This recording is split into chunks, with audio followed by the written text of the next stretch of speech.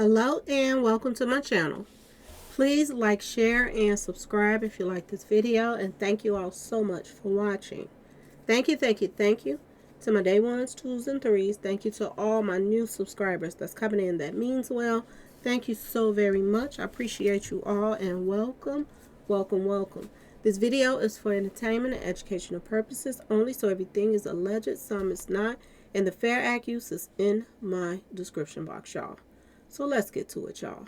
Before I get started, I want to send a shout out to Detroit for doing their thing on this one, y'all. Now, I don't know that I report on this. I don't think I did. You know, I never got around to reporting on this, but it was all over the news, and social media was reporting on this, that an 80-year-old woman was, taken advantage of, y'all. Somebody was mingling and tingling with her against her will, okay? And they just caught him, y'all. They got him. And like I said, I have to send a shout out because it wasn't just the police that was looking for this guy. The community was looking for him.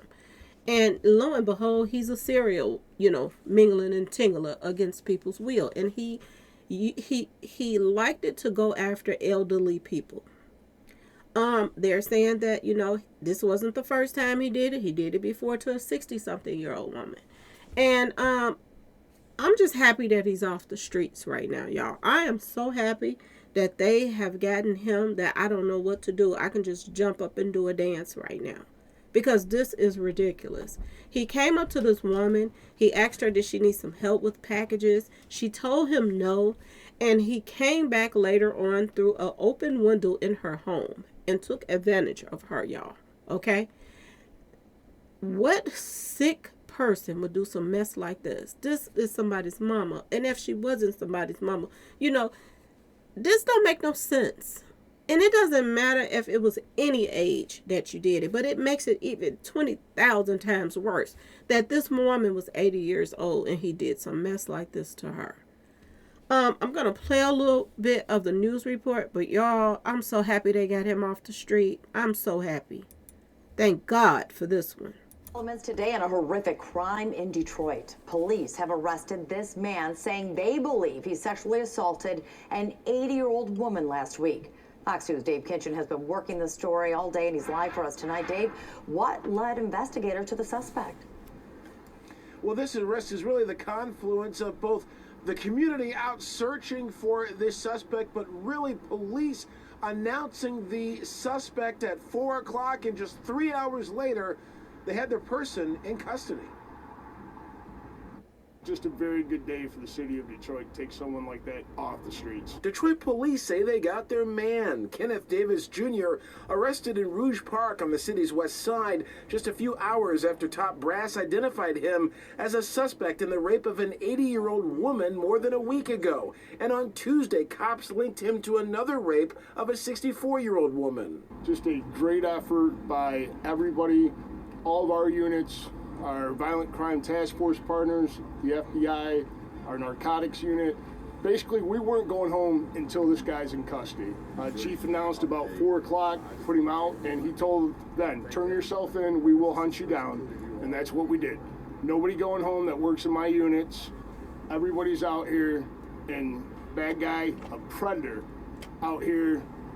He's in custody. Commander Eric Decker of DPD's Organized Crime Squad walks us through how the arrest went down. Units out, surveillance, picked him up and led us to this location. He was with a known person. They were parked here and taken down. There was no injuries, no incidents. The arrest comes as a relief to many community leaders as well, who have also been on the hunt. I ain't gonna lie to you, Dave. I wish we would have caught him first. Zeke runs the grassroots group New Era Detroit. They've been getting the word out since the first attack. Man, we just happy that he off the streets. We've been working relentlessly, day in and day out. Monday, it happened on a Sunday.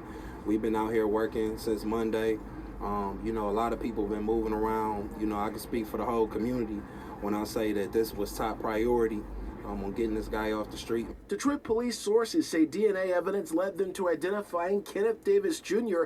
as the suspect behind the March 26th attack on the 80-year-old woman at her home near the Southfield Freeway and I-96. Police say it started when he asked if she needed help with her packages. She said no, but he allegedly came back and entered the home through an open back door. Cops say he then asked for food and money. She told him to get out, only to be sexually assaulted moments later, according to detectives. That's a violent person.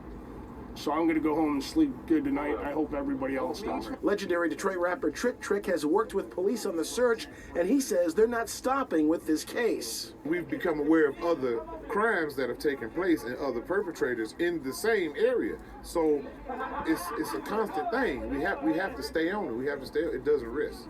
We don't rest.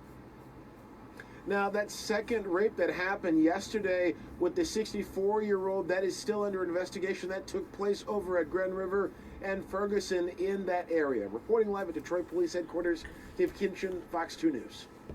Yes, and police have said, Dave, that they believe he did attack those two women within the last week. Do they think that the suspect may be responsible for even more sexual assaults?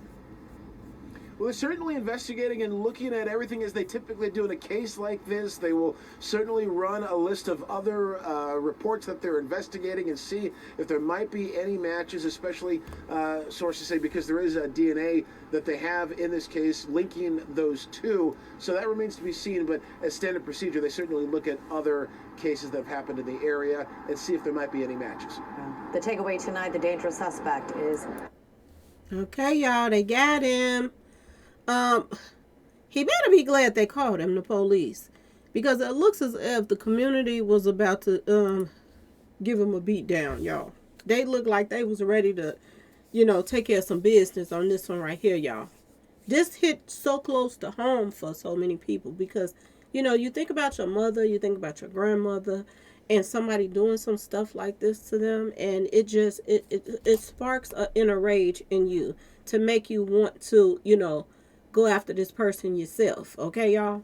The community came together and did this, and like they said, they're coming together to stop a lot of other crimes that's going on, y'all.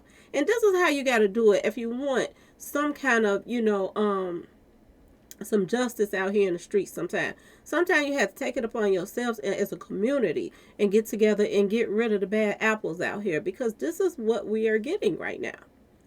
And, it's a lot of people pushing fear. They want to push fear so people won't call the police and want this, want that. Oh, you snitching, you this, you that. When this is your community and this is the area that you and your kids have to walk down the street on and your parents living in and stuff, all that other mess goes out the door. Ain't nobody got time for all of that mess. They really don't, y'all. They don't.